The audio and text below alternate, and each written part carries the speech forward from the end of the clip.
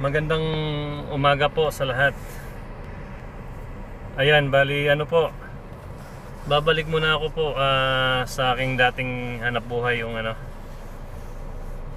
Transportify tsaka Lalamove. Kasi balita ko